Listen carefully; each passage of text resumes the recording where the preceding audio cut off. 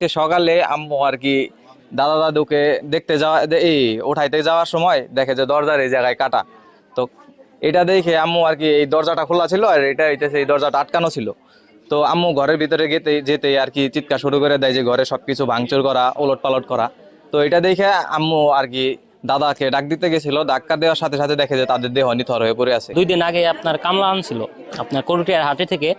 তো দাদি আর চাচা যায়, তো ওনারা যে কামলা আনে, তো 2 দিন ওনারা কাজ করে ঠিকই। আপনার হলো যে আমাদের চুমি আছে পাশে, তো বলতেছে দাদার পায়ে বিষ, তো উনি হাঁটতে পারে না। তো ওনাকে বলতেছে যে আমরা ওষুধ দিলে আপনার পায়ের বিষটা ঠিক হয়ে যাবে। পরে ওনারা নাকি দিছে, পরে দাদা খাইছে, দাদি খায় নাই। তো উনি খায় নাই। পরে আমাদের আবার সকাল হয়েছে, মানে 6টার দিকে, 6:30টার দিকে আমরা মানে চাচি ঘরে গেছে, এখন দেখে ঘর যে খুলে না। পরে দরজা ধাক্কাধাক্কি করছে, খুলে না। এখন এই পাশে দেখে যে টিন কাটা। পরে চাচির তো হয়তো সন্দেহ হয়েছে যে কি হয়েছে। পরে চাচি এই সাইডটা দিয়ে দেখে যে যে ঘরের আপনার দরজা খোলা। পরে এখন দাদি আর দাদাকে ডাকতেছে, তো ওনারা আর অবস্থায় জাগানো অবস্থায় নেই।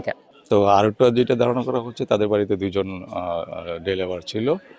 এটা 2-3 দিন আগে আসছিল তারা, বাইরের লোক, নর্থ বেঙ্গলের, রংপুর ওইদিকের বাড়ি, হয়তো উত্তরবঙ্গের যে কোনো এলাকায় হবে।